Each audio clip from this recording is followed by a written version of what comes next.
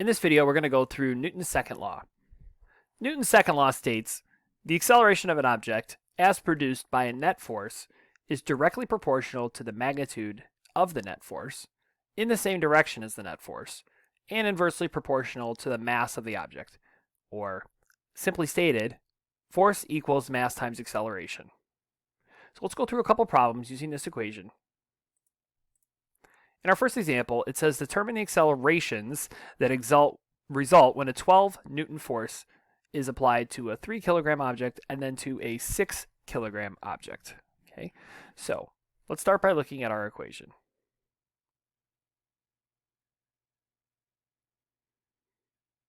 Okay, so there's our equation. If you want to use the triangle method, let's go ahead and draw this out. So force would go on the top, mass and acceleration would go on the bottom. Okay, so since we're solving for the acceleration,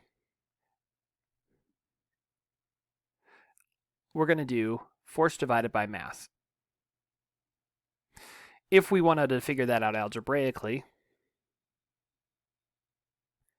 if we're solving for the acceleration, we would divide both sides by mass, and we would get the same thing.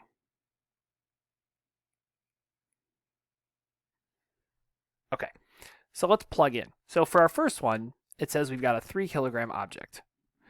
So for number 1, we have acceleration is equal to 12 newtons over a 3 kilogram object. Okay, 12 divided by 3 is 4, and then our units will be meters per second squared. In our second scenario, we have the same 12 Newton force. This time we have a 6 kilogram object. 12 divided by 6 is 2 meters per second squared. So if you notice here, we have two objects. We have a 3 kilogram object and we have a 6 kilogram object. So as the mass increased, our acceleration decreased. As our mass decreased, our acceleration increased. So essentially, the more massive an object, the slower it's going to accelerate. And think about it. That makes sense. If you were trying to push a box, the more mass that box had, the slower it's going to start moving when you begin to push it. Let's look at another example. In this example, it says the net force of 15 newtons is exerted on an encyclopedia to cause it to accelerate at a rate of 5 meters per second squared. Determine the mass of the encyclopedia. So again, our equation, F equals ma. Here's our triangle. This time we're trying to find the mass. So it's going to be mass is equal to force divided by acceleration. Our force is 15 newtons. Our acceleration is 5 meters per second squared. Oops, that's supposed to be a 2. 15 divided by 5 is 3. And then since this is mass, our units will be kilograms.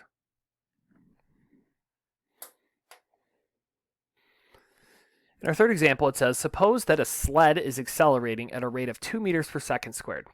If the net force is tripled and the mass is doubled, what's the new acceleration of the sled? Okay, let's start with our equation. Force equals mass times acceleration. We're trying to find the acceleration. Okay, so let's rearrange our equation.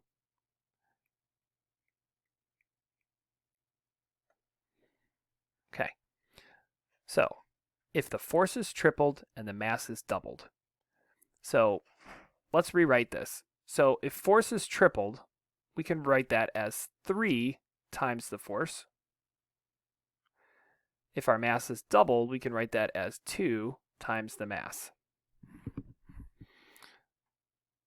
So if we write this in, we are going to basically take whatever the acceleration is, since both sides are equal. What we do to one side of the equation, we're going to have to do to the other.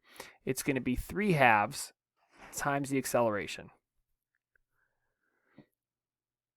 Since our acceleration is 2, when we multiply this, our new acceleration will be 3 meters per second squared.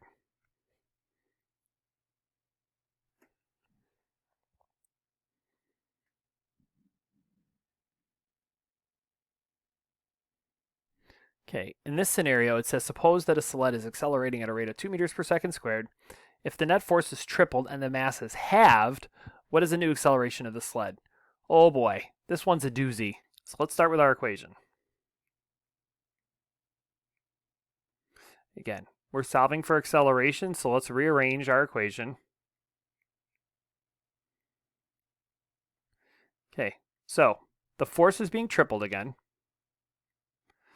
but the mass is being halved. If you're looking at this, you should see right away that we have a problem here. We have a fraction in the denominator. So we can't leave it like that. To fix this, we're going to multiply by the reciprocal, which is 2 over 1. So we're going to multiply the numerator and the denominator by 2 over 1. That will get rid of that fraction in the denominator. 3 times 2 over 1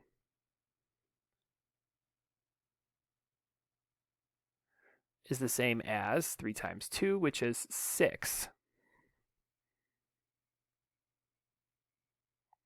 So we're multiplying everything by 6. So what I do to one side, I have to do to the other. So since our acceleration is 2, if I multiply it by 6, it will be 12 meters per second squared. And think about it, that makes sense. Okay, if we're tripling the force, we're increasing the amount of force that we're applying to that sled. So the more force we apply, the faster it's going to move. And if we're reducing the mass, think about what we said earlier. If the object is now less massive, it's going to move faster. Okay, it's like trying to push a book versus a box of books. There's more mass on a box of books than there is on just one book. Okay, so the one book's going to accelerate faster than the giant box of books if we apply the same force. And that's Newton's second law.